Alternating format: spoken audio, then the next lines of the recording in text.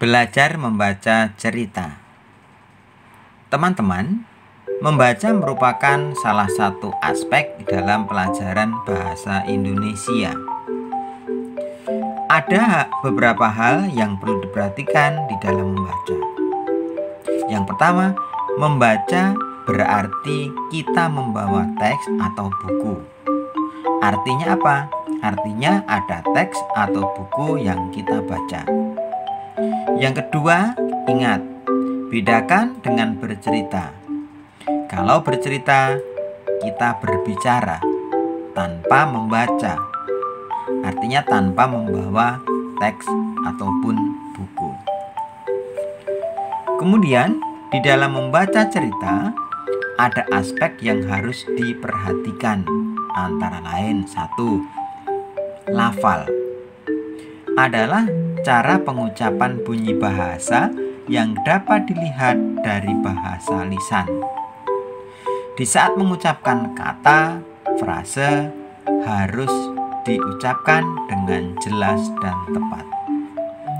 Kemudian yang kedua, intonasi, yaitu merupakan ketepatan pengucapan tinggi rendah dan keras lembutnya nada kalimat. Kalimat yang diakhiri dengan tanda titik berbeda dengan kalimat yang diakhiri dengan tanda tanya dan tanda seru.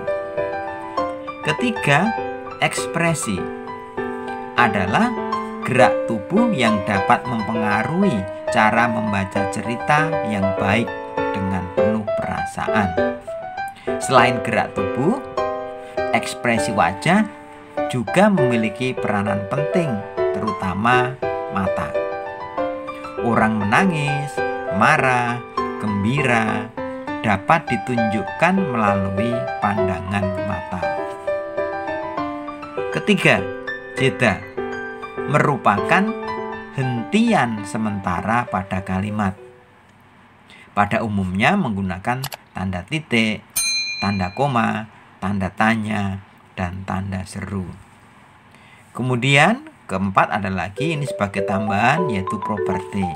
Di sini meliputi ada kostum, kemudian latar musik, bahkan latar di saat membaca cerita di belakangnya itu juga bisa masuk di dalam bagian properti ini.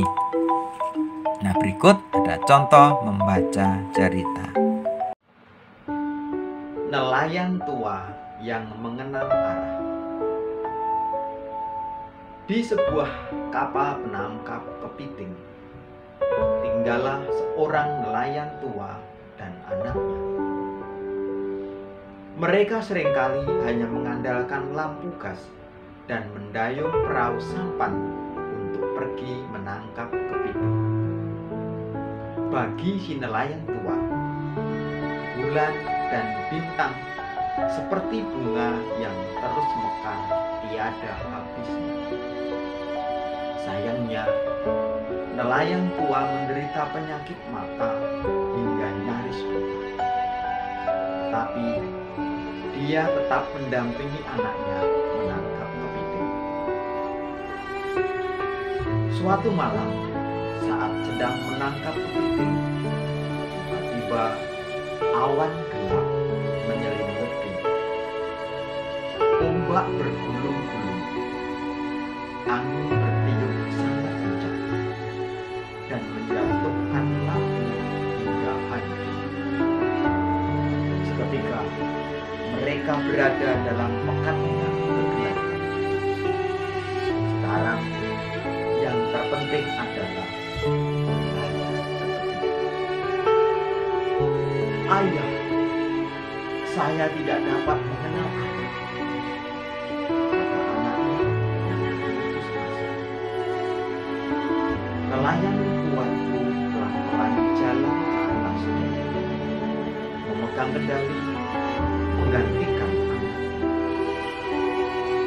Akhirnya, kapal penangkap kepiting tadi bisa menghindari badai, lalu bergerak menuju lampu pelabuhan yang bersinar terang dalam kegelapan.